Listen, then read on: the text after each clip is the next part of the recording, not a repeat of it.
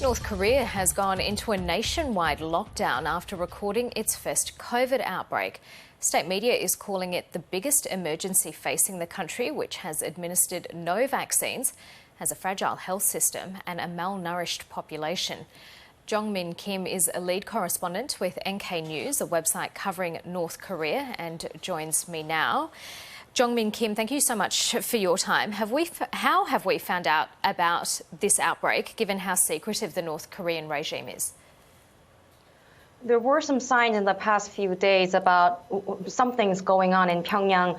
Us at NK News heard from informed sources in Pyongyang that there were talks about nationwide problem and national lockdown. And then this morning, through state media, North Korea announced that the North Korean leader Kim Jong-un led a Politburo meeting admitting that there has been a South Omicron variant case in Pyongyang and multiple people from one organization after they showed symptoms of fever. And do we know the details of the lockdown? For the lockdown, it seems that it's banning of movement between regions and between different living and working and economic units. So basically, they are not suspending all movements or all productions of the residents, but they are banning movements of probably goods and people between the regions, it seems. How vulnerable is the population there to COVID?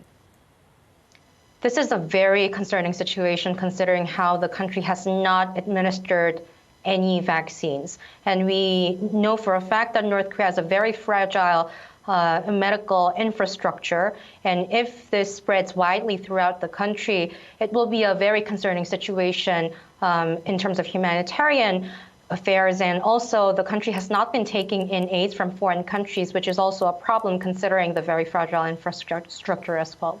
And there were reports that even rejected offers of international vaccines.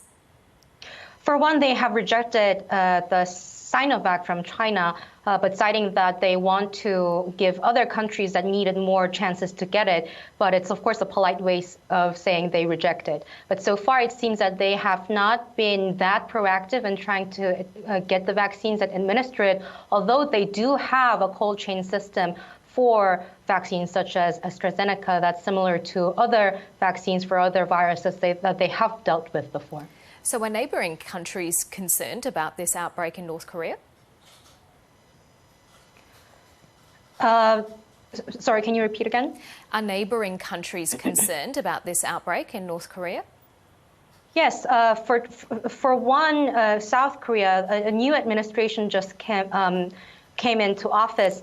And in principle, they said that they are open to any humanitarian assistances, regardless of the political and military situation with the country. But so far today, it seems that there is no clear commitment on what kind of assistance that South Korea is planning to give to North Korea. But it is a concern concerning the humanitarian situation, of course, but because the country has been under a very strict lockdown of the border, and because it has a very low trade dependence on other countries as well, aside from China, it seems that other countries are not worrying that they will get infections because of North Korea, but the humanitarian situation is the biggest concern right now. Yes, the North Korean leader Kim Jong-un has vowed to eradicate the outbreak. That's easier said than done, isn't it?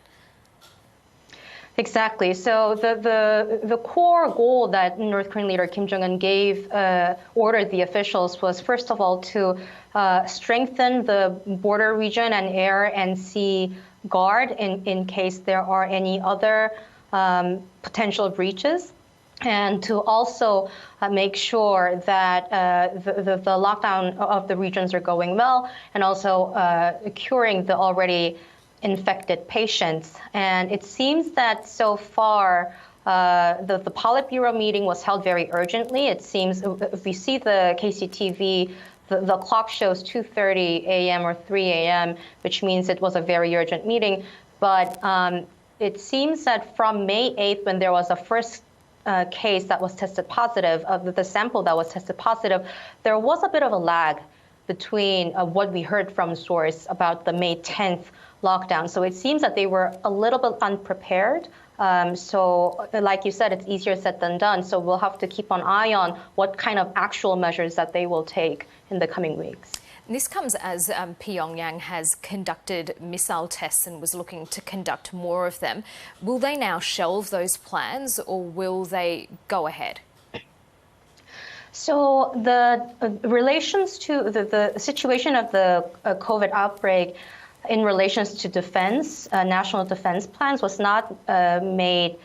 Kim Jong-un did not make any clear explanation of that. But interestingly, the military officials were there probably because of the border lockdown and the guard situation.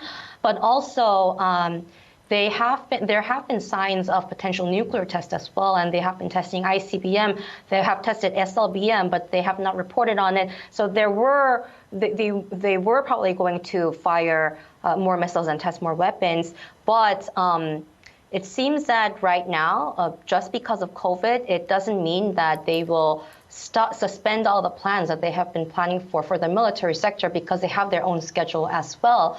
But on the ground, if they start halting the movement between regions and units, it may create some difficulties and delays for the military sector to test weapons as they have planned before. Okay, well, thank you so much for bringing us up to date. Jong Min Kim from Seoul. Thank you.